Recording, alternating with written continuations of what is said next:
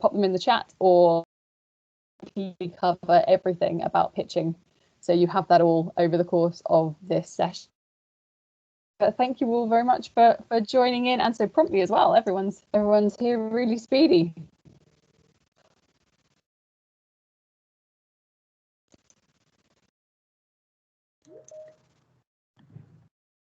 Awesome. Well, thank you very much, Kat, and hello everybody. Good to see you again. Lots of familiar faces, or at least the 8 or so that the Teams blesses me with at any one time. So quick question just before we kind of get into everything. Who's got any experience at all pitching or delivering a pitch video, anything at all? Has anyone ever done anything like this before? Some hands going, and feel free to type in the chat as well. What did you do? Did you submit a video for an incubator, an accelerator, another award? Or come off mute and say hi to the group. I'm going to shut a window.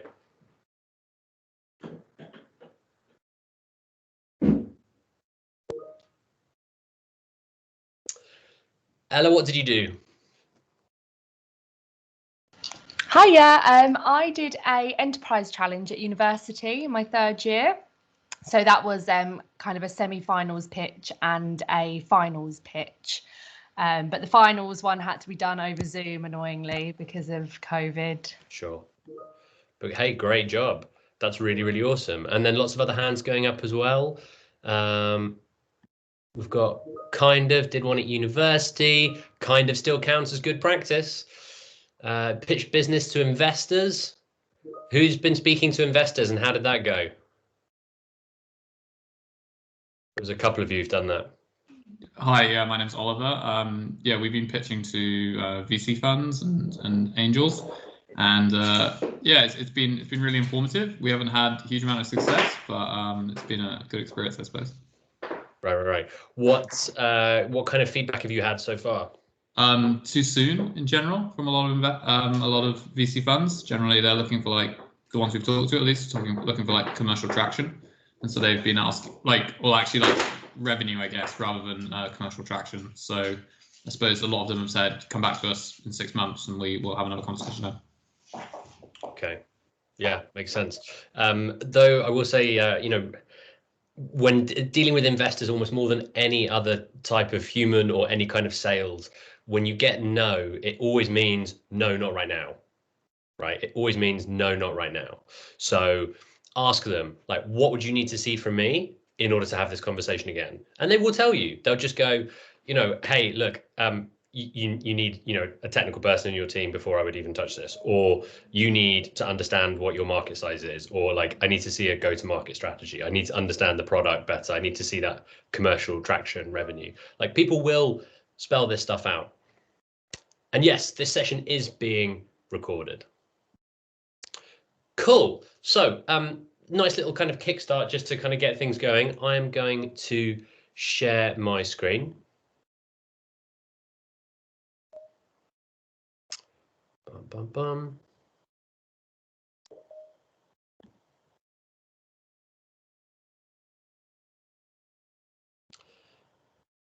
Excellent.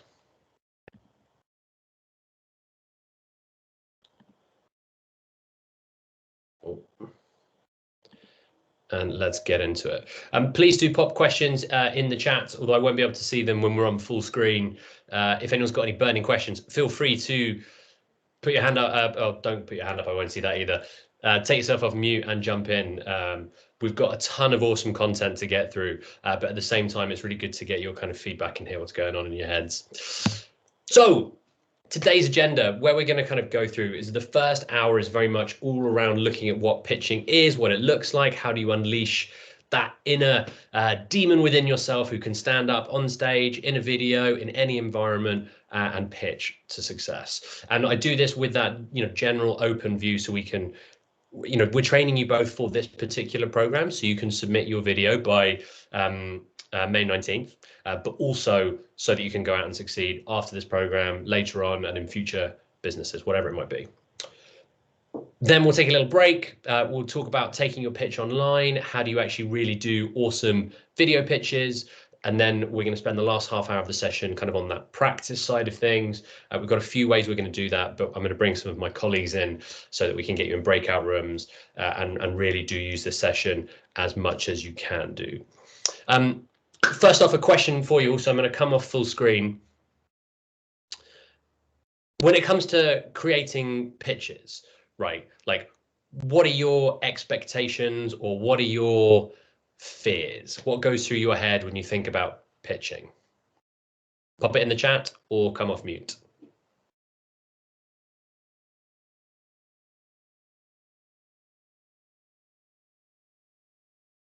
What jumps to your head? What makes a good pitch? What perhaps scares you? What do you worry about? For me, it's definitely not sounding businessy enough, you know, not having the language that scares me with pitching. That's a really great one. Let's tackle that head on. Everybody worries about that. And you know, the vast majority of people have some kind of imposter syndrome out there, which really is just the idea that you don't belong, you don't have the skills required. The best thing about entrepreneurship is that often the very best entrepreneurs are outsiders, right? They're people who come into a business environment, don't quite understand what's going on, don't really like it, and inject something new, right? So if you are an outsider in your space, celebrate that. Tell people, like, you know, I'm building a sustainable fashion business. I don't really do fashion. What I do is waste, circular economy, or whatever. That's cool, right? Play on that.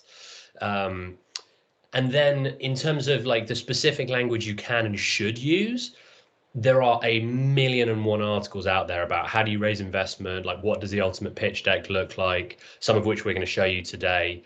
And it just takes learning, right? These things will come to you in time, right? You know, what does a business model mean? Well, it's really just what ingredients do you put in to get money, and will you actually really get money? You know, VC is venture capital. Angels are individuals who are investing in you. You know, like little angels who rain down money on you, except they usually take a good bit of chunk of equity for it. So it's not all angelic. But I promise you, all of that stuff will come to you if you learn. I really encourage you all, if you're really serious about this, make sure you read the Lean Startup. It really is one of the most important seminal tech and kind of just startup books out there, regardless of whether you're in tech. Yeah. I hope that helps. That is a really big one. Like, people really do worry about that language. I've been in the travel space for only about 2 years now, having been in education for years and years and years and years. And there are so many acronyms that I still hear acronyms, and I'm like, I don't know, right? I have my phone with me, you know, literally on hand all the time. If I need to Google that, it's going to happen absolutely immediately. So just be ready for it, right? Just be ready. Cool, right, we've got loads of awesome points here. Let's go through some more of these. Cool, technical limitations. Do you mean in terms of your product or video? Because if it's video, everyone's on the same page. And if it's the product, well, we're going to go through that today. I'm going to give you lots and lots of tips. Won't be able to make people care about your business as much as I do. Ultimately, I would say no one is ever going to care about my business as much as I do. So I kind of accept that and rock and roll with it. Like, I am the ultimate manifestation of its dreams and ability to get stuff going, and that also then translates in sales. I recently learned, you know, I'm 32, I've been in this world for 10 years. I recently learned that in a business to business business, B2B business, they basically, investors expect founders to drive the first full million of sales before you hire a single kind of sales proper professional, right? You might have some team around you, but they expect you to do 1 million, right? And that's because you are the ultimate cheerleader, right? So go out there and hustle and grind, and people really respond to that. They really, really do. So you not being an expert in the space is always generally going to be better than a sales expert coming in who knows the space, but they're not as passionate as you. So embrace it. Not explaining everything in 2 minutes, good. Accept that you can't explain everything in 2 minutes, and then figure out what you do want to explain in 2 minutes. Not giving enough information. Yep, we always want more information, so you're never going to succeed at that ever. Accept that and figure out what you're going to tell them. So speaking on stage is fear. Good news is we're doing this via video, so that's out of the door. When you do get there, the only way to get there is by embracing and then challenging that fear. Ideally gently and slowly. Take small audiences, small steps at a time, and you'll feel much better. What is the audience looking to learn? Great, we're going to cover that. Confidence, how do you be more confident? How do you make it relatable? Great. Q&A, good news, we're doing a Q&A session if you get through to the next stage, so you will be fully prepared and briefed.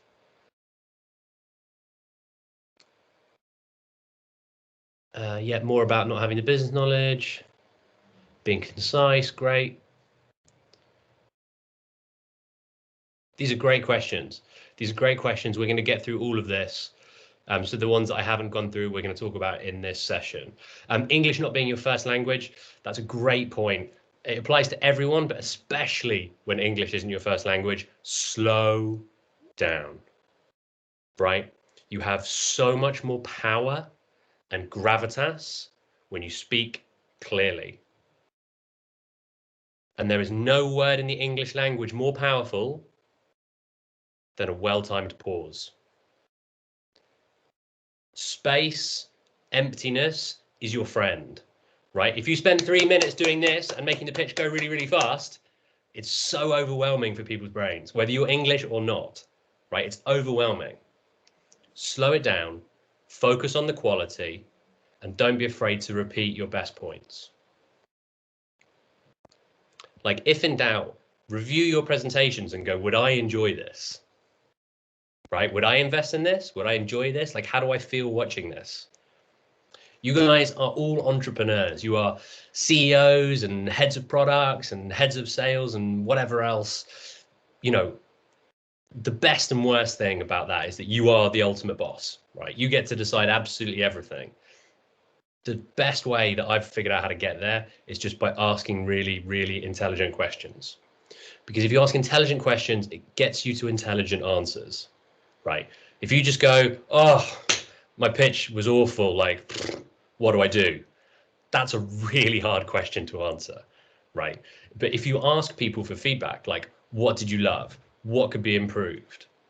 People will be really honest with you and will tell you this stuff. It's like doing customer development all over again. You're soaking up all this information and feedback so you can always improve your pitch. Awesome.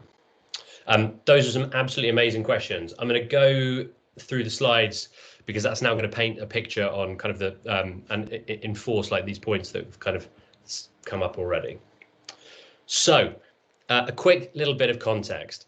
It's really easy to look at someone like me who obviously does this a lot, seems confident, and think, gosh, you know, miles away, or like, I couldn't get to that league. I wouldn't know where to start. I don't know what to do, etc., etc., etc. So let me remind you where I began.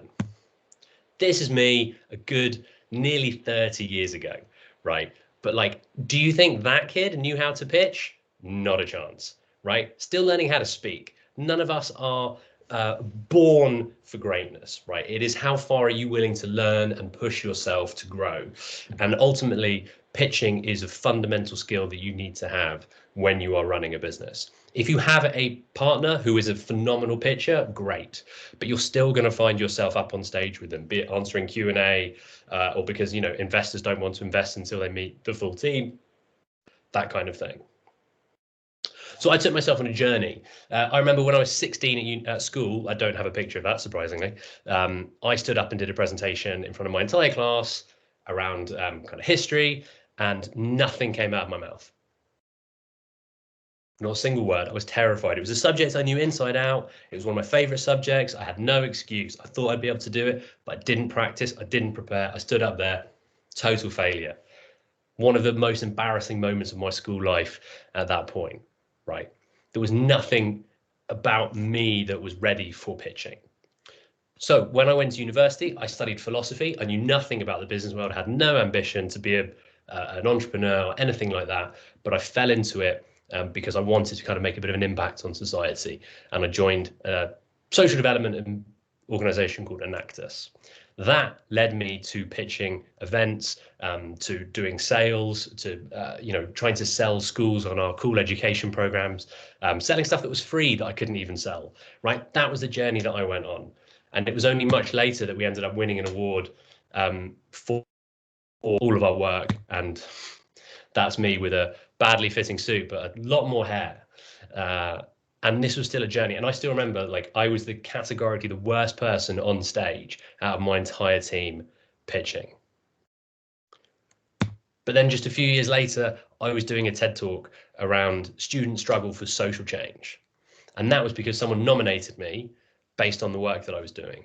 And again, I still remember the things that went incredibly well in that pitch, and also the things that I felt like I should have done better. It's a journey that you are always learning from. And only the last time before Corona kicked in, I was out in San Francisco talking to 3,000 people, right? I wouldn't have been able to do that 10 years ago. Like, I had no confidence or ability to do that. I've worked my way up slowly. So I cannot emphasize enough how much you need to do that slow pace as well. If you are petrified of being on stage, present to your parents, to your friends, gather an audience of 5 friends, and you will find that really terrifying, but hopefully they will be supportive. You can encourage them and they will encourage you. And really, you know, I get asked this all the time, like, how do you become an exceptional pitcher or presenter? Ultimately, I'm sure you've all heard it, it's the 10,000 hour rule. If you want to be an absolute master at anything, if you want to be world class, you've got to put in 10,000 hours. And there is no cheat sheet to that. It just takes 10,000 hours, right? But every time I stand up and deliver a session like this, every time I'm talking to angel investors, VCs, prospective clients, whatever it might be, I am in pitch mode and I am learning. So with that, it is my real pleasure to go through what I have learned in my last, it's difficult when you have to speak in decades, but yeah, in the last decade and a half of doing this kind of thing. So what we're going to do today is I'm going to give you kind of 4 real phases, right? I'm going to give you my top 3 rules that I use over and over and over and over again. Never let me down. Then we're going to talk about narrative. How do you build story, make it really engaging? And then number 3, we're going to talk then about the delivery. How do you actually do it? Both practical steps. We've got loads of examples. Again, some of this you can review later when we send around the slides, but lots and lots of stuff. Please don't think you have to do everything in here, right? I'm going to give you lots and lots of tips, tricks, stuff to practice and to do. The only thing you need to do every single time are the 3 rules and practice. So as a quick check-in, how does that sound so far?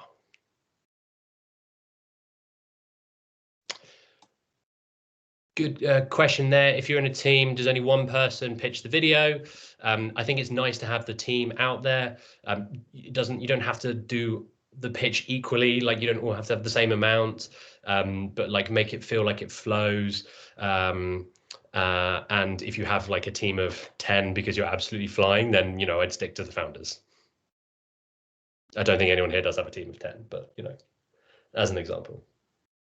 Cool, right, let's move on.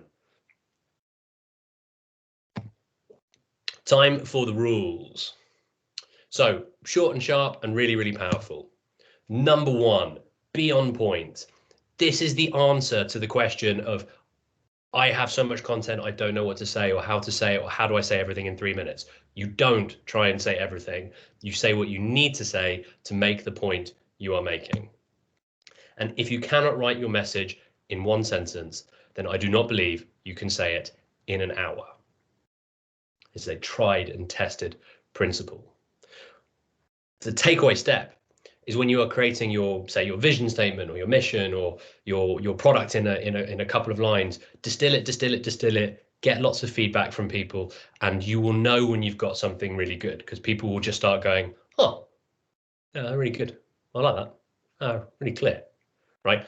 But it is an iterative effort. You don't just get there on your first attempt, you get there after weeks, months, maybe even years, right? Like, you can still change this stuff way down the line and tweak it, improve it, etc. So that's rule number 1. Rule number 2 is you have to communicate effectively every single time without fail. But what does that look like? Any guesses? Like when you think of communication, and I'll come out of the slides actually. When you think of communication, what comes to your mind? Like, how is it that you can communicate with another human being?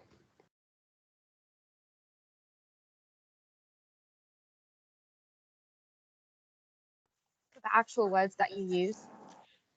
Yeah. Oh my God, it is actually just jumps forwards on the screen. Yeah. Content, the words that you actually use. What else? I don't know if everyone saw it or not. This wasn't on the screen, but just connecting with a person. I think Right. that's really important. Building rapport. Absolutely. So the goal here is to build rapport, right? And you do that through effective communication. So another way is asking this is, what is it that I have been doing so far in this video that has worked? You're engaging with us. And A how? lot. How am I doing that? You're asking us questions. You're talking to us personally. And you're also giving your own personal life examples, which is nice. Fantastic. Those are all amazing answers. Those are really specific things I'm doing. I'm actually looking slightly more broadly. So when we communicate, there's really only 3 ways we can communicate, right? You've given me the specifics of what I'm doing when doing that. So one is the words I say, right? You know, this is how you pitch. Here are rules. What are the other 2 things I'm doing? Body language. Absolutely. Body language. And then Alexandra said the tone of your voice. So let's look at what that actually looks like. This blows people away every single time. In terms of what people actually find effective, what makes you engaging, it is just 7% of it is from the content, and a whopping 38% is from the vocal tones, how you say it, and then 55% from that body language, right? Think about the most boring lecturer you have. Maybe they're amazing in terms of what they say. You know, they're maybe the smartest professor at your university, but you sit there in your lectures going, oh my God, I'm not learning a thing, right? This is why. If you speak in a monosyllabic voice the whole time, it's impossible to understand any form of emotion or what's going on or really be engaged by it. It's very difficult for me to even do that, right? If my body language changes to this, or I'm looking down here for the whole session, how does it change your enjoyment and vibe in this session immediately?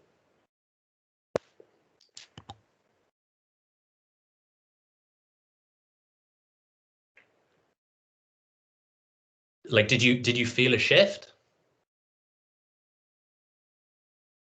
Whereas instead, you'll have noticed that throughout this session, I've been using my hands to draw you in. You know, I'll move around to inject some energy.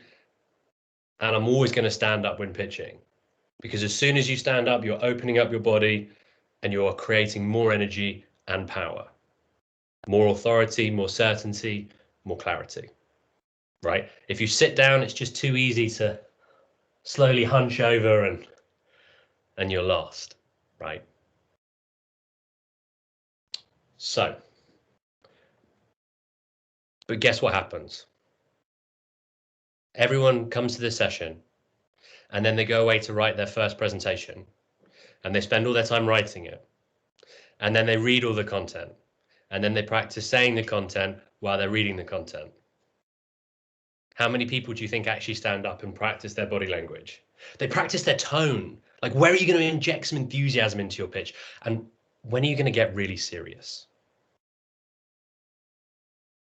Are you going to be the person that practices that or ends up rushing the content? And that is a decision that you will all make, not me.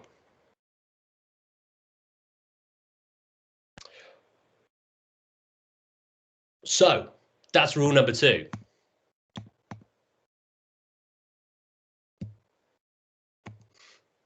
And it's like it's going back in time. So rule number 3, with all of that, you then need to be refined. What does that really mean? Well, it is an active process, refining your presentation, iterating.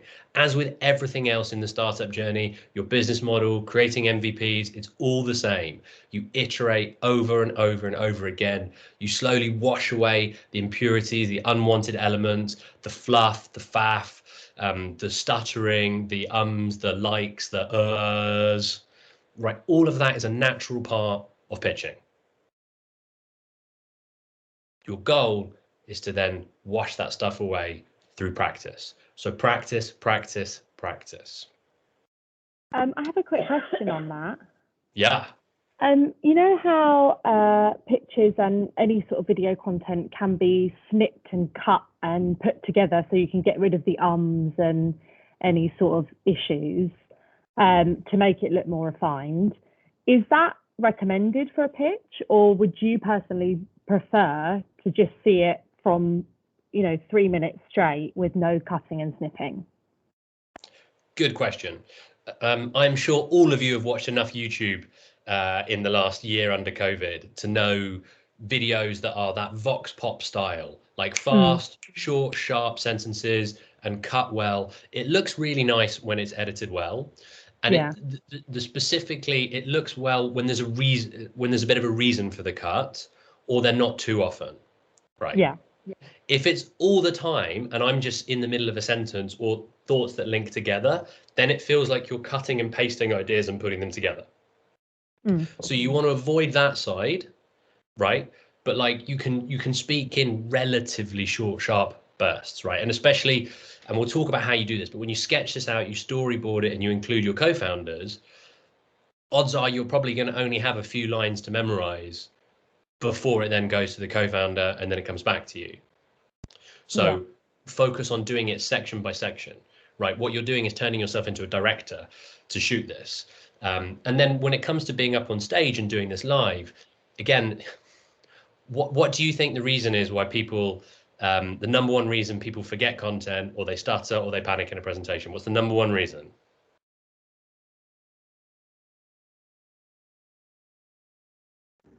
Lack of confidence and preparation. Well, that's two big reasons. It is entirely almost every time I see it, it's people who have too much content and then they forget the content and then they panic they've forgotten the content. If you start your presentation in a rush to finish, then you are going to rush to finish. And if you rush to finish anything, you're going to make mistakes. It is simple. I walk into my presentations if I'm giving an hour-long talk, I am as chill as anything, right? Easy to talk for an hour. To talk for 3 minutes, concisely, on point, brilliantly, much harder. So every time I go into those environments, I know I'm like introduction, a couple of key points, cracking conclusion. And then I feel confident. I'm like, all I have to say are these things. Like, no way I can forget that. I practice my intro and outro the most over and over and over again. And I go in with unbelievable levels of confidence because of how much I've practiced. Right? Simplicity is your friend. So, and with that, let's keep going. There's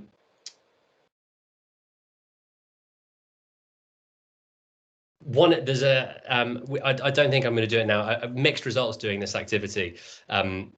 Face to face, I love to get people to stare into each other's eyes because a lot of people just aren't very confident doing that. I have also done this over Zoom, just staring into your camera. I encourage you do it because a lot of the time people look like they're reading stuff off screen or they're just not looking anywhere in specific. Practice looking into your little dot by your camera and smiling, feeling confident and feeling great. I saw that wave. It does take time to feel confident in this environment. Right. So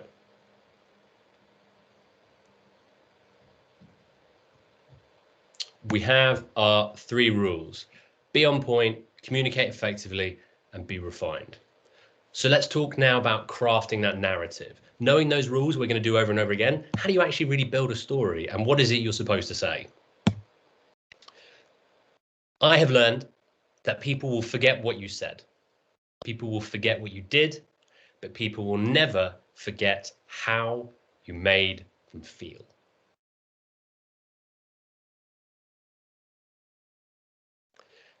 This is one of my favorite quotes from one of my favorite people on this planet, or formerly on this planet. Dr. Maya Angelou, poet, civil rights activist, author, all-round legend of a human being. And it's always great when you've got Barack Obama on your front cover endorsing how good your books are. She encapsulates this point perfectly. I have seen so many pitches where investors go, yeah, they did this, I like this, it was good. And I go, cool. So, I mean, are you going to go talk to them? No. Oh, Why not? Eh. Oh, okay. When people do that, it's because you didn't grab them, right? You need people to go, wow, that was awesome, right? Like, how do you get there? Is it, wow, that I can't believe this is such a global problem. This needs solving.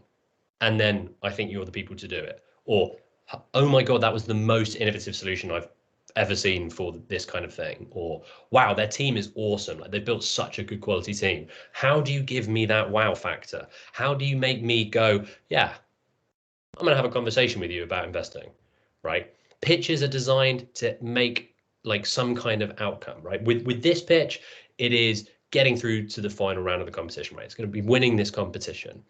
So what do you need to do to stand out to do that? And then so some of the key ways you make these points, the questions I ask over and over again is, what is your story? And then how does that make your audience feel? And to reframe the what is your story, and you will find investors ask this over and over again, why now and why you? Why now? Why you? As an example, my first for-profit business that I started building was when I was 2 years out of university, and it was in fact a sustainable fashion retailer, online retail marketplace focused on just great clothes that happen to be well made, less water usage and so forth. I thought it was awesome because I didn't really care about fashion, but I was passionate about how much waste there is in the industry. And I looked at this as this is completely obvious that people will buy sustainable clothes. This was 10 years ago, and I had no experience really running a business or in fashion. So the why you was not good.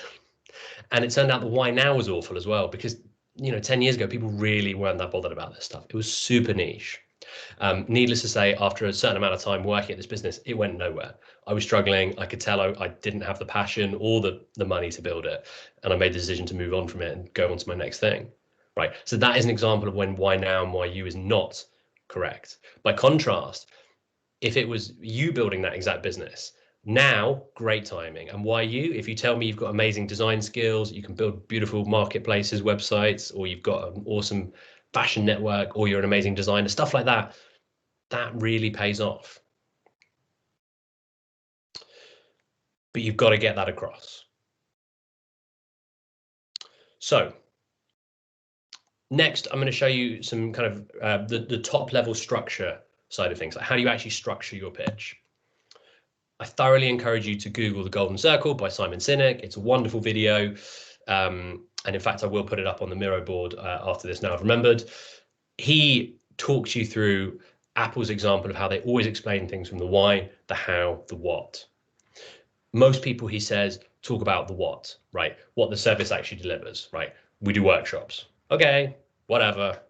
Either we'll buy some workshops or we won't. People don't really care, right? The how, our workshops are more engaging than others. We use cool technology or, stuff like that, right? But when you start with the why, right, like, I believe that everybody deserves, equal education. We should propel people to build businesses and to learn, to grow, whatever, right? When you have that really powerful why, it grabs people, right? And you've got to make it big, like big problem statements, big visions, big goals. Maybe we believe that, we're going to create a million young entrepreneurs because that's what's going to solve all of the great problems that are facing societies, right? Stuff like that is what people really love. And then if I'm saying I'm going to build and create a million entrepreneurs, then you can flow naturally into the how. We're going to do that by super awesome workshops. We're going to do loads of one-to-one mentoring. Maybe we have some tech, we have whatever else. Great. What we are, we're an education company. Cool. Makes sense. So much more powerful than in reverse, but that is what most people do, right? That's why when Dell make computers, right? If Dell said, hey, do you want to buy a phone from us? No one's going to rush out to buy a Dell phone, right? But when Apple do it, everyone went, oh yeah, that makes perfect sense, because Apple don't make computers. Apple make awesome products that change people's lives. So yeah, a phone. If they want to sell me a TV, sure. Want to sell me a car? Yeah, I'll buy that, right? So this is a really powerful structure. You don't have to use this, but it is really powerful. Another structure I use over and over again is the pyramid principle. this is literally the idea that you start with one point at the top, a bit like your thesis, and then you cascade down like a book, right? So chapters, subheadings, content. And again, too many people start at that base layer of the pyramid. They try and tell you all the foundation stuff, and it doesn't make sense hearing that without understanding that single point of focus at the top. So I really encourage you to use these tools and these approaches to help build your presentation. Okay, any questions so far? How are we getting on? Hi, Mark. Hi.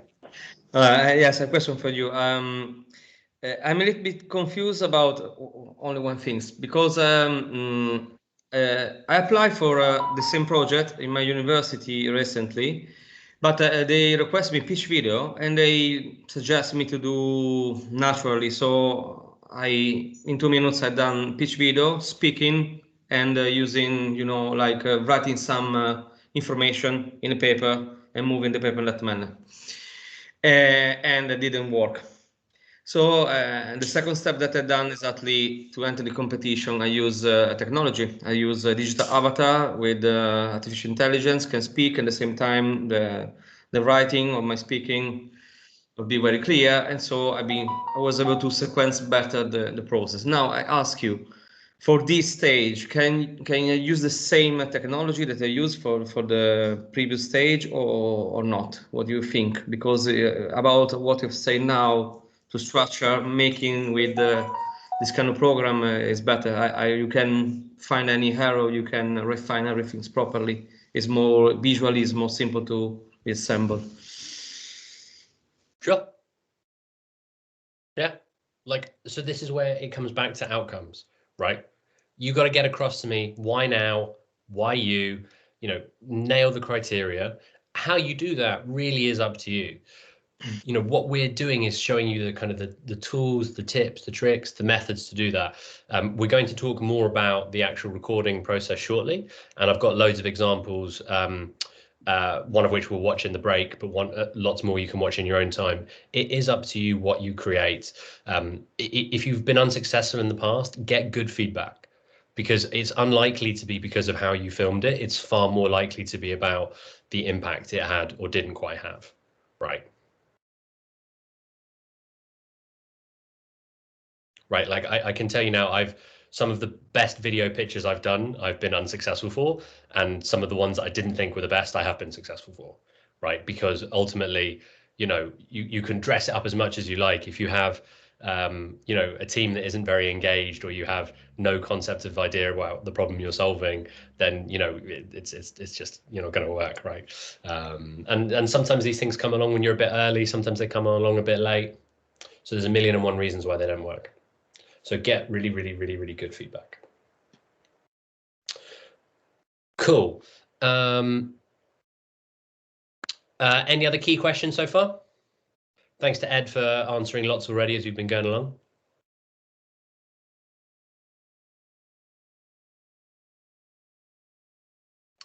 Videos or pictures in the background? Yeah.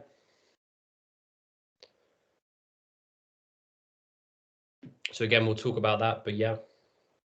Right, so in that case, let's get back to the slides, because we've got about 20 minutes and then we'll take a little break.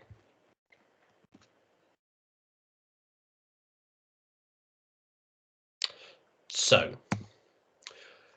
once we've got our rules locked down, we know what we're trying to achieve, we've got our structure mapped out, that narrative that we're starting to craft, the next bit is really then, how do you actually deliver that narrative? Like, how do you hit the outcomes that you really want to do? Well, this is my slide of like all my favorite little things. So there is no exhaustive list of everything you need to do, but I look at these as weapons in your arsenal, tools in your toolbox. Some of these things you won't be able to do, but some of them you should do every time, and some you want to do at the right time. Knowing your audience, you know your audience at the moment, insofar as that they're all part of kind of GLA, they're linked into London. If you don't reference the impact you're having on London, then you do not know your audience, right? So make sure you're doing that. You might well do other pitches where it's like generic investors and you don't know more than that. But again, you can understand what it is that they're looking for and what they might want to see. Cool. Some of this stuff is super obvious. Is there anything on here that you want me to talk about? Like, can I explain anything? Yes, please. What do you mean by 3 is the magic number? It's a great question. It's a really great song. I thoroughly recommend you put it on in the break later. But basically, it's the idea that 3 pieces of information is just perfect for our tiny, silly, weird little human brains. 2 isn't really quite enough, and 4 is just a bit too overwhelming. So some examples. When I talk in the circular economy and kind of travel business around emissions, I talk about reporting, reductions and removal. Alliteration and rule of 3, it goes down a tree. People love it. Another example, Tony Blair, when he was running for office in 1997, I don't even know if you guys were born then, but he ran on a program of education, education, education. Ooh, same thing 3 times. Really, really inspiring. People absolutely loved it. For those of you who remember, what he stood for was war, war, war, but I won't touch that. So there's an example for you. Very engaging. Don't have to do it, but it is very engaging. What else? What about gesticulate? Gesticulate means using your hands. People don't do this enough in pitches. When it comes to online video pitches, my God, people very rarely ever do it. So my question to you is, what has been the impact of me using my hands in this presentation to you all today?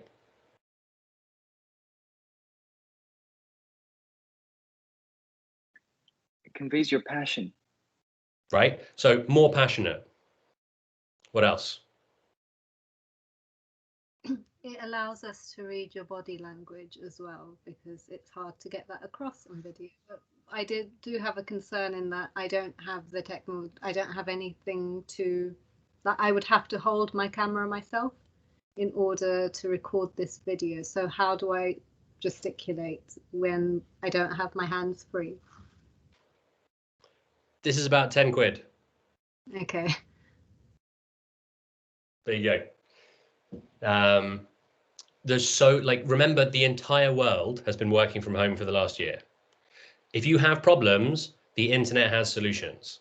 And again, like almost going back to that thing about imposter syndrome, so many people, when you're starting to run a business for the first time, you think other entrepreneurs like have these answers and they just know stuff.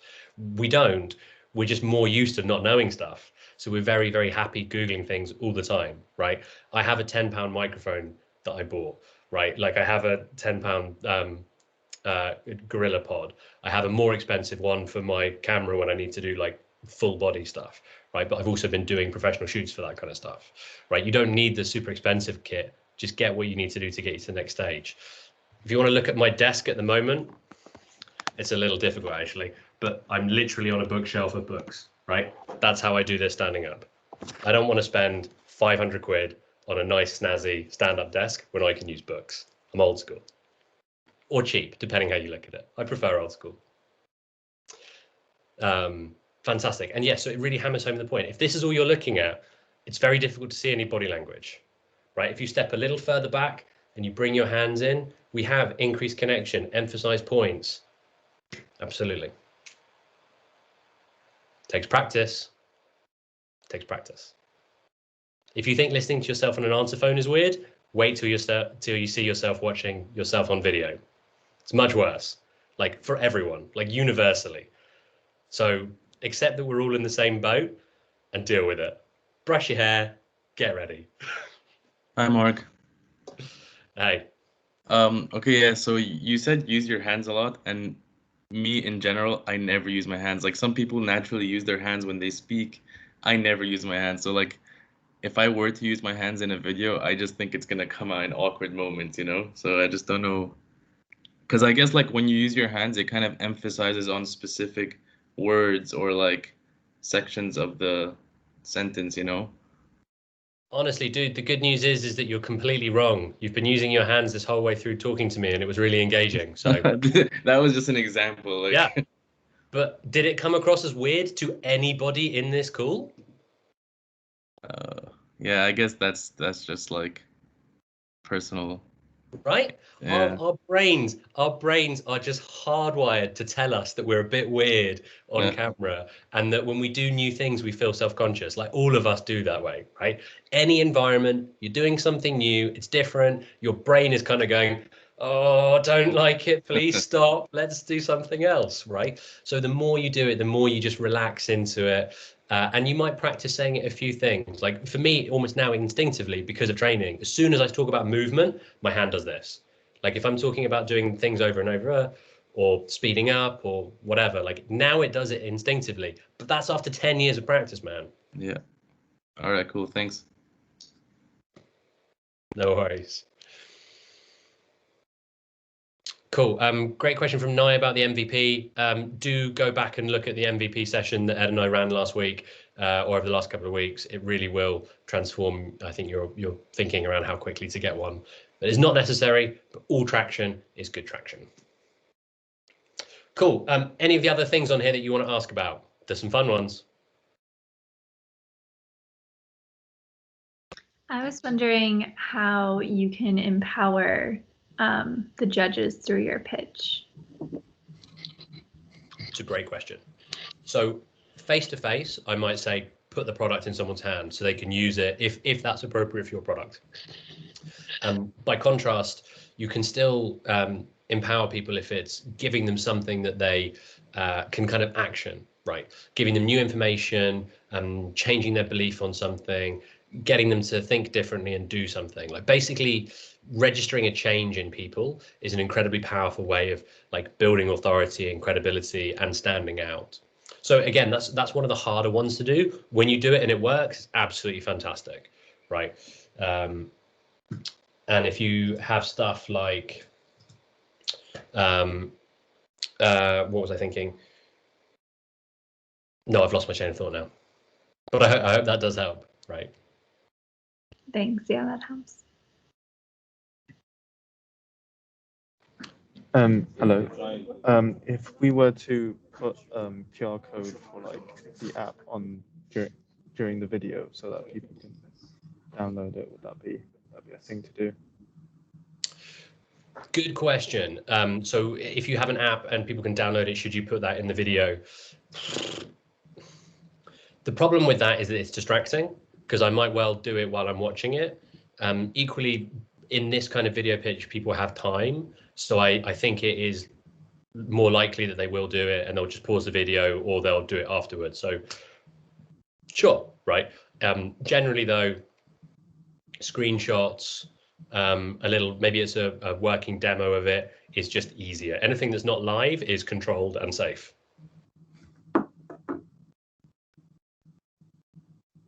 I have a question. Yeah.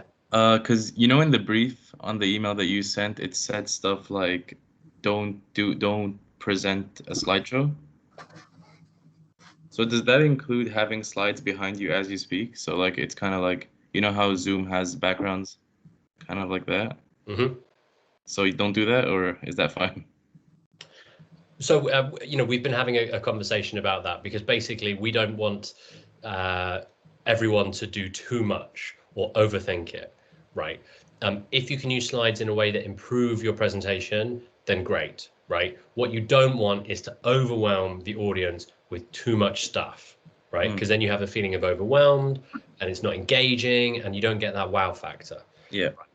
So again, like as Emma's saying, like, can we just talk to the camera or do we need any images, animations? You know, if you are just talking to the camera and you are doing so in the most engaging way, then it is really, really awesome and inspiring, right?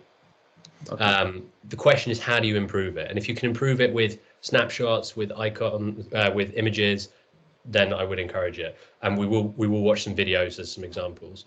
And we're also talking about sharing some of last year's finalists with everyone as well. We just need to kind of get permission from them so that we can do that. Okay, great. Just another question, coming off the question before. Instead of like, because if whoever's gonna check our videos, did they see the submission that we made for the actual competition? So is that gonna be in mind, or is it just gonna be assume like? not. Okay, yeah. Okay. All right, because it's the same judges. Sorry?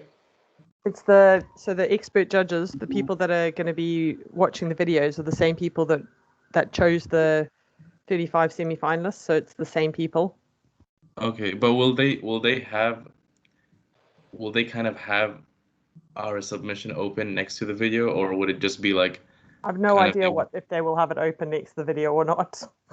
Okay, fair I mean, enough. I think you need to assume that they're watching the video, and in the 2 minutes you need to explain what your idea is. I mean, they potentially will refer back to the application, but I wouldn't assume that they're going to have it next to them. And also, I mean, because we're not doing it in person, we've got no way of knowing that. Okay.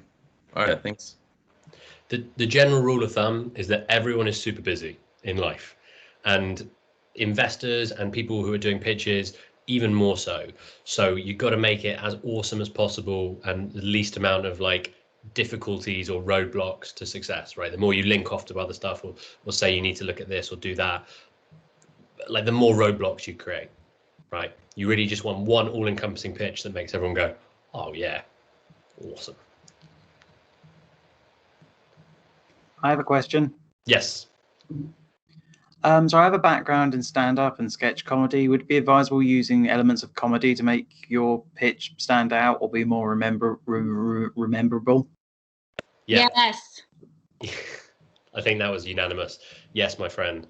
And I will I'll show you a video that is hilarious and one of the best pitch videos of the last decade, and filmed for like peanuts as well on cost. Stand-ups actually make great kind of entrepreneurs insofar as you're really used to being rejected. Like you have that, you have to work through that pain barrier of standing up on stage, and you're exposing yourself with humor that might be controversial or just flat out not funny, right? So it really prepares you really well for this kind of ballpark. So I think you're in a great position, my friend. And for anyone else thinking about humor, a good rule of thumb is put humor in near the end of it, like during the process of creating a presentation, put humor in at the end of the process. The reason for that is that the earlier it goes in, the more you say it and refine it and practice it, and it gets over engineered, right? And certainly I would say when pitching live, if a bit of humor comes to you, roll with it. I did a pitch a couple of years ago where, as I was talking about our board of directors and our advisors, which was awesome because it was a really amazing group. Our chairman smiled at me because his face was on the screen and he was in the audience, and I happened to catch his eye. I smiled at him and then made a joke about him sitting right in front of me in the audience, and everyone laughed. Like, I can't even remember what I said. It wouldn't have been particularly funny, but just as a little bit of light humor, it was really nice. So you don't need to over-engineer that. Great. Next question. We've got some more hands up.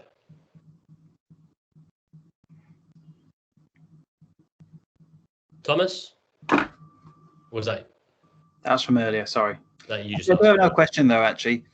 Sorry, I have a natural stutter and I'm autistic. Do you have any sort of good advices that you could point me to sort of overcome areas in that problem? Because I have no clue at all when it comes to body language and stuff like that.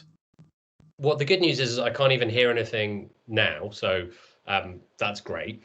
In terms of like when you have a natural stutter, these aren't things to worry about. It comes across very clearly that if it's natural and it's a part of you, you just don't really need to panic about these things, right? And then, you know, Elon Musk was on Saturday Night Live talking about his Asperger's this week. You know, Greta Thunberg is literally the #1 climate advocate in the world.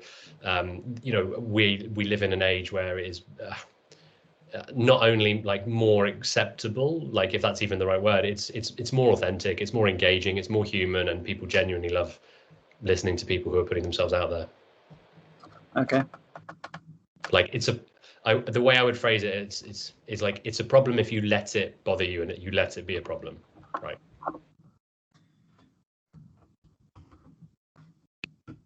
Cool. Next question.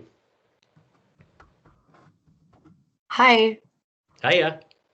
I have to put down my hand. Okay. I would like to ask, because our proposal is focusing like on a kind of community project. So we are in contact also with like people from the borough council and people from the neighborhood. And we were thinking if it's okay to like add either extracts of an interview or maybe audio or image, including someone else in the pitching. I would imagine that's absolutely fine. Like any form of credibility that comes from clients, partners is great. You know, yeah. Unless Kat or Gillian want to jump in and say no. Sorry, I actually missed the question. My toddler's just misbehaving. Well, in that case, I'll assume Kat's answer is yes. And she can tell me off if I'm wrong. No, I'll agree with you, Mark. Do not worry. Awesome. Right. Great, thank you. Any more questions?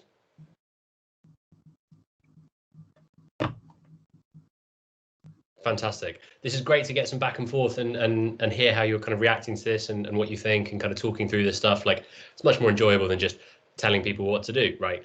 And what you will notice from this, right, is that you can have a pitch where it is also really conversational.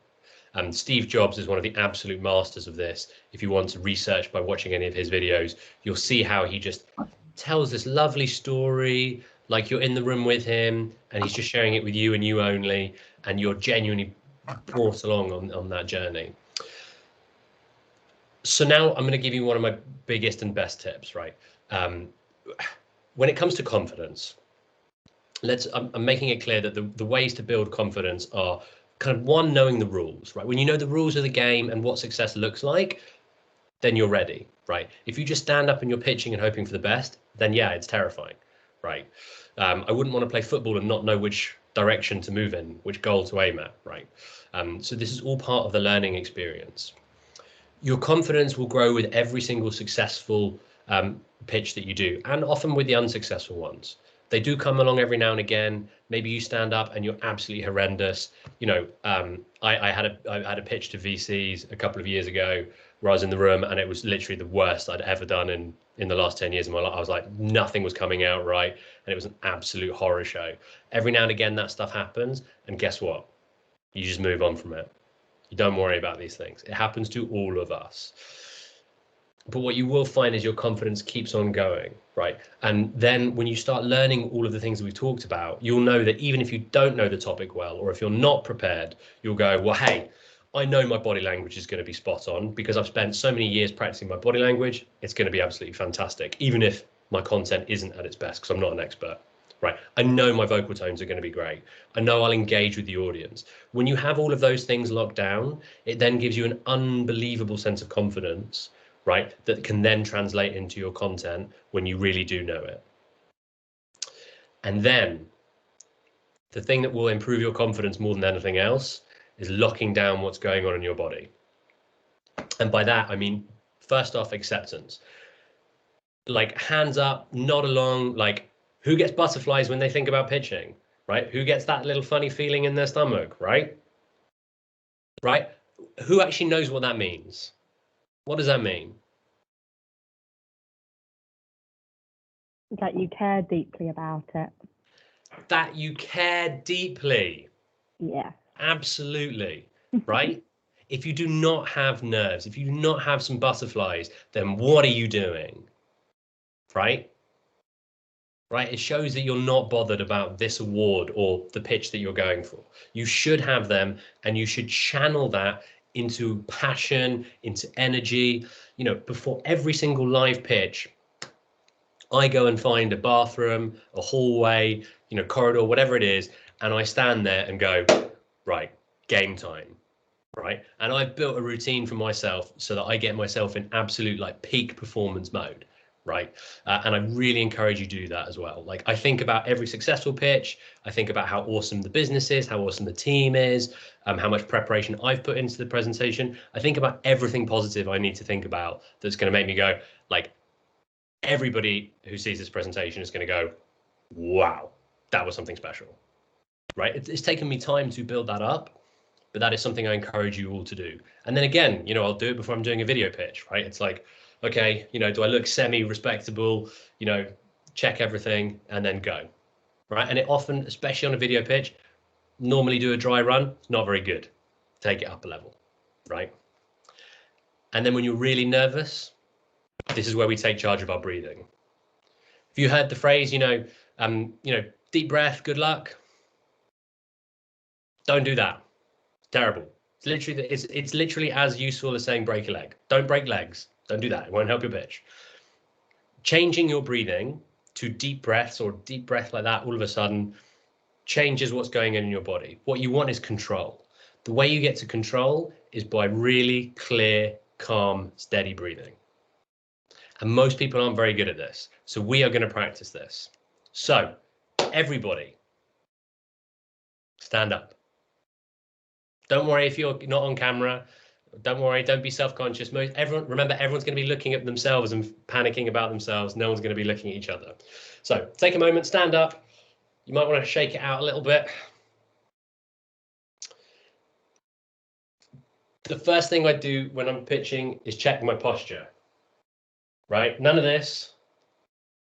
Nice and straight. If you're not sure if you have a straight posture, you go stand against the wall and your shoulders should be on the wall and your back of your head should be on the wall. If it's not, you need to practice, right? We spend our whole lives in front of computers and we're slowly turning into this, right? We need to get back to here. So then this is your starting posture. Every time you get here, you'll feel more confident because your body's just like ready. And then the next stage is to check our breathing. So take a deep breath, everybody. And then take a few, just keep going. I do miss doing this in a room with everyone because you can really see what's going on. The vast majority of people breathe and this happens. Are many of you doing this? Shoulders going up and down? That's not how you breathe, team. There's no breathing apparatus in our shoulder. It doesn't, like, we should all have done GCSE biology. We should know where our lungs are. They're not here. They're here, right? Lungs are controlled by the diaphragm. So the shoulders need to stay steady. It's the stomach that's contracting, hitting the diaphragm and moving everything along. The way to know if you are breathing correctly, make a little fist and then tuck it in just about there, below bottom rib cage, right? So my ribs finish here and I can tuck it in there. So you should just be able to feel underneath it. What we're going to do is everyone's going to take a big deep breath out together. Feel everything compress. Big deep breath out. Get rid of everything. And then when you breathe in, you'll find it floods with oxygen and you'll feel your belly expand. You'll see your diaphragm flaming outwards and you will find that you can't get your fist underneath your rib cage anymore. That is when you are breathing correctly. And then we'll breathe out again, contracting everything, getting as skinny as you possibly can do. If you practice this, just, 5 seconds out, 5 seconds in, it doesn't really matter what the number is, just keep it consistent. If you do this for a couple of minutes, it will transform your energy levels, your focus, and your confidence. I haven't done a single pitch in the last, I think, 6 or 7 years without doing this exercise first. It is absolutely transformative. You'll feel like you have more oxygen, so you're ready to project. You'll feel less self-conscious, you'll feel stronger, taller, more energetic, ready to annihilate any environment. And you should do this before recording a video pitch as well, because you will feel more energetic and you'll be more lively. If you have been sitting down all day and then you do your video pitch, you're probably going to sound like you've been sitting down all day and are a little bit like you've been on Zoom all day, because that's what a lot of our lives look like. So you can take a seat, everybody. Well done. Practice this. Sit there, in lectures, whatever it takes. The more you do this, the more you will be ready to absolutely own your pitches. So with that, we are going to, in fact, to wrap this up. Yeah, because I want to wrap one bit up and then we're going to go for a break. So on this slide, I have lots of the cool things that I've been talking about and that you can do. The one big thing we have not yet talked about is you. The one thing that is unique in every single presentation is you, right? I gave you my 3 rules, and now I'm going to break it with rule number 4. You have to be authentic, right? And by that I mean release that inner version of you, that passion, that best version of you. Are you calm, collected, steady, analytical, process-driven to the point? Then demonstrate that. If you're that super passionate, energetic person, you got to do that. Don't try and be something you're not. Play to your strengths. Later down the line, as you evolve as presenters, you will figure out how to do both, right? To at least some degree. But to begin with, double down on all the things you are good at. Release that best version of you. And ultimately, one of the best ways of getting there is not having the most structured scripts of all time. It is by having a little bit of flexibility so that you can jump in with that little bit of humor, or that it doesn't come across like you're just reading off a pad over here, because all of that stuff saps your authenticity. And despite it being authentic, you still have to practice your authenticity. So with that, we'll take a little break. Let's kick the session off at 1:15. So go get teas, coffees, and so forth. If you have a moment at your desk, feel free to watch one of these videos, because these are some really awesome startup videos. Also, we haven't discussed it yet, but on the Miro board, there's also lots of resources as well. And conveniently, I have put up a presentation from my business, which was exactly the same as this kind of thing, except it was to get onto an accelerator program in the US, which we were successful for. So I'm very happy sharing that video. You'll see myself and my colleagues in it. Yeah, feel free to watch that in the break or afterwards. But yeah, for now, teas, coffees, stand up, relax, and I will see you at 1:15. Wait, I'm sorry. Where's the video that you said? Oh, I just sent the link around there. Oh, it's in the chat. And I will put the Miro board in there as well. All right, thank you.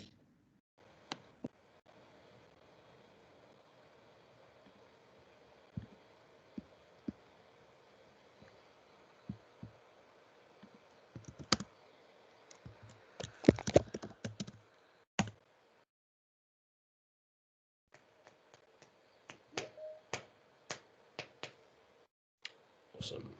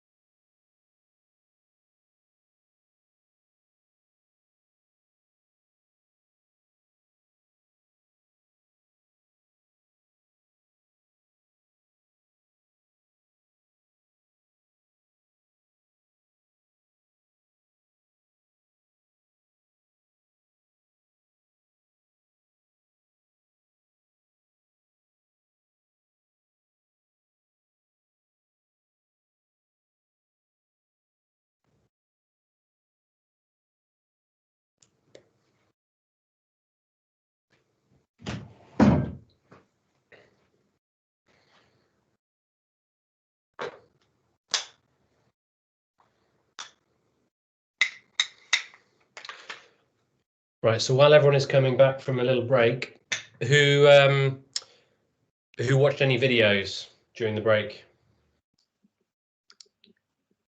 I watched the Dollar Shave.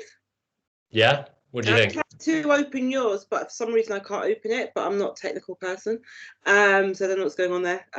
I'll try and open it after. But Dollar Shave was really good. But isn't that more of a to customer type video or pitch, or is that an It is, investor yeah. pitch as well? But the lessons are there, right? It was really good. Right. So, I mean, don't do a pitch to customers, because these aren't customers. These are, judges for this competition. But the way they do it, the things that they do, still very, very valuable. Yeah.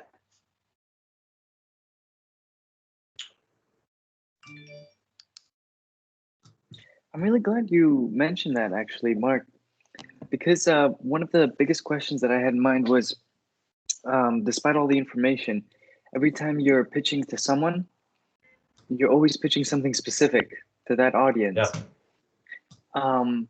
So just to clarify, when you're looking at an investor, which angle are you looking at most, as a user or as a client? What if your business encompasses all kinds of audiences? Right. If it's for an investor, the only thing that matters is making money. Right? That's why they're investing in you. So this for judges, for accelerators, incubators, awards like this, you will have a mix of people and what they are interested in. They will look for, they'll be less driven by money, but they want to see impact, right? It's like, what are you really going to achieve? How far is this business going to go? And all those questions we were going through before, right? Why now? Why you? Really the two most important questions that you got to answer. Cool. Did anyone else watch any videos? You learn anything? I can't. I don't know which video is yours. Yeah, I think I put the wrong link in, so I've actually just updated it, and I'll put it in the chat here as well, so you can just copy it directly. Also, the good thing about mine is that it's also super honest. You'll watch it and you'll see, like, critique it, right? Like you learn from reflecting upon experience, both your own and others, right? So you will see the bits in our presentation that have gone brilliantly, and you'll also see the bits where you go, I know Mark would have wanted to re-record that, but he didn't have enough time, because there are other things to do when you're building a business than just do videos all the time. Yeah. So you have to acknowledge when enough is enough, and you've got to go, this draft is great, and I'm going to send this. Like, it's not worth re-recording this or redoing that or whatever. Yes, great question. Do you need to cover your business model? For me, you categorically have to tell me how you are going to have impact, and that realistically means, like, who's going to pay for it. And you don't necessarily need to give me specifics around what everything costs and what the revenue is, but you got to tell me that you are going to have impact, right? And then, yeah. So the Dollar Shave video, for anyone who didn't watch it, is on there. One of the things that they do very, very well is that they go, they explain why they make money, or how they're able to do things so cheaply. Because they just go really simply, if you buy this razor from other people, 19 of those or whatever goes to Roger Federer, right? So we don't have that. We cut all the costs, but we still make blades that are absolutely great, right? So really nice juxtaposition. If we make it much cheaper, but it's also much better too, right? And then justify that. So good question. What I'm going to do now is I'm going to run through some really powerful next steps, like taking all the big picture stuff we've done and drilling into it. I'm going to do this really quickly so we can then spend time practicing, but these slides are there for you to go through in more time, because these ones are much more read intensive. And yes, I always want to hear value proposition. It's a great question as well. So, as I said at the start, there's no cheat sheets, 10,000 hours. So you accept this, and you can really focus then on learning and moving forwards. So I really like these kind of next steps. So number one, consider your audience, which we've talked about. Why should they care? We've given you the reasons why. It's up to you to then figure that out by doing number 2, which is unearth your story. That why you, why now, why are you doing this? A lovely phrase that Ed and I use a lot is start with the brain harpoon. You don't have to do this, but it's just a great way of capturing people's attention. My favorite one of these, and favorite because it's awful, right, was a friend who runs a fashion business. And she started up every single presentation by saying, did you know that 76% of British high street retailers suspect modern slavery in their supply chain? Pause. Wait for the audience to go, I'm sorry, what? Right? Like, because that is jarring, it's shocking, it lodges in your brain. It's a hook that makes you go, oh my God, that's awful. I'm now desperately invested in your business. So with one line, got total captivation in terms of their business and what they were doing. So look for that brain harpoon if you can. Then start drafting your script, right? You'll redraft. It's that iterative process that we talk about all the time, but you've got to get going with it. Start by doing your headings, right? Couple of clear points. Introduction and conclusion, you should spend the most amount of time working on. It's how you set the tone and it's how you wrap things up. The middle kind of tees everything together and brings out the very best bits. You will not be able to tell me everything about your business. If you have 2 people on your advisory board who are like your dad or someone that you've just met who hasn't really been particularly useful, don't talk to me about your advisory board. If by contrast you've got, you know, the CEO of Innocent Smoothies on your advisory board and you're in the F&B world, great, tell me that, because that gives you huge credibility. You've got to find the best things.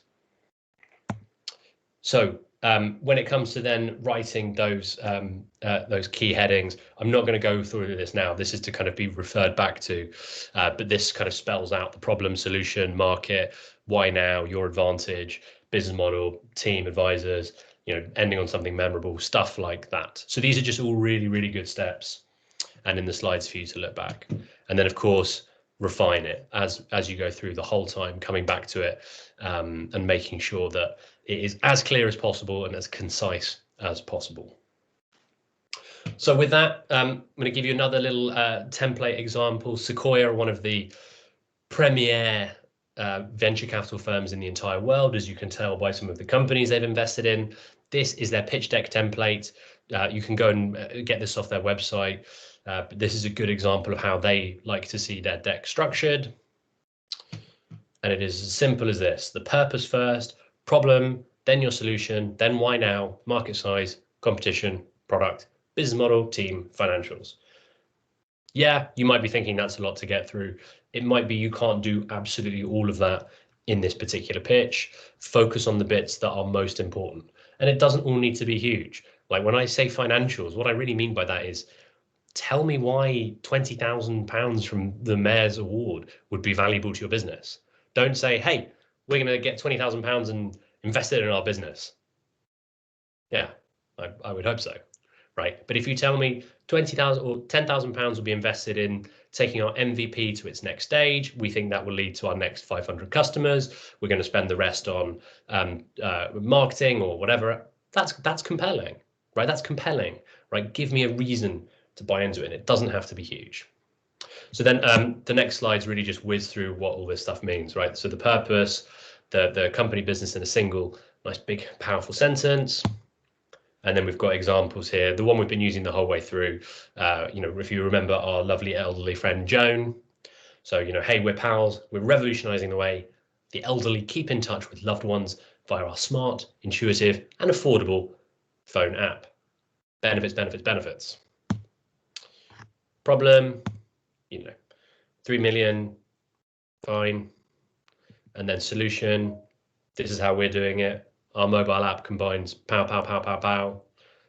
Like, this stuff doesn't need to be complicated, right? Like, the easier, the more simple it is to follow, the more engaging it will be. Here you go. There's an urgent need for pals. You know, why now? Sense of urgency, importance. TAM is investor terminology that you might not have heard of. It is target addressable market. And then there's Sam and a Som as well. You can Google this stuff over and over and over again. It's basically just investor talk for how big is your market and how much can you really, really make. This stuff is more complex. I might not necessarily expect to see that in this pitch, but it is worth thinking about. Competition. It proves like being a first mover is not the be all and end all, because it shows you got to educate people. People aren't necessarily ready for it. There's a lot to be said for acknowledging your customers and why you're better than them. And then, you know, your business model, nice and simple. We've got here a pay month subscription from £100 basic up to £850 for all the bells and whistles. And, you know, we expect our lifetime value to be £21,000. Again, all of this stuff you will come across for the first time, like ACV, LTV. These aren't things that this competition is going to be specifically looking for, but they are things you should look to understand. And if in doubt, Google them. LTV just means lifetime value. So how much would it be worth if you won one client? Yeah, and then team, why you? What's so special about you guys? Have you got advisors helping you out? Like, what can you do to really kind of give you that extra credibility? So it was a super quick powwow, and I really hope it helped. Please refer back to these as next steps. Then when it comes to recording the pitch, right, this is the stuff that I really don't want you to get overwhelmed by. So here are big 7 steps. Super simple. Number 1, don't overthink it. Keep it simple, engaging, and looking designed. By looking designed, what I mean by that is, you know, get a nice backdrop and stick to it. Or we had one team last year that walked through a forest while they were recording. Really engaging, because it was a circular economy business and it felt tied in with what they were doing. We had another business that filmed it in their kind of like factory studio, and it got to see the product. Awesome, right? You can make it look designed with minimal effort. Number 2, honestly, get a cup of tea, get a beer, glass of wine, and spend an evening just watching videos. There's so much out there. So those 2 links should go to my video as an example, and then the 10 awesome pitches from another website that I've already linked. You know, some of the things you will see are not the same as this. Some will be sales videos or product demos, but you can still learn how they do it. Number 3, sketch it out. Get on your notepad, storyboard it, right? Like, what's happening in your introduction? What does it look like? What does it feel like? What's the impact of it, right? If you're focused on outcomes, then you know what it is you need to create. Backgrounds, simple, consistent. Like, you can see me. I mean, ideally, maybe it would have slightly less stuff in it, but I have my plant, which gives a nice vibe. If you're, I also have my stormtrooper for when I'm sitting down and everyone can see this, because that's a little bit quirky and it's me. And then when it comes to editing, there's so many tools available. I'm a big fan of iMovie. It's got a very low learning curve. Veed is a business run by some friends of ours that is absolutely spectacular for just popping in logo in corners, subtitling it, doing whatever you need to do. Blender, DaVinci Resolve. You know, there's so many free apps out there.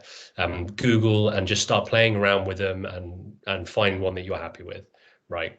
And I would suggest one of you in the team just focuses on the editing. Don't try and get everyone doing it. Just have one person in charge of editing.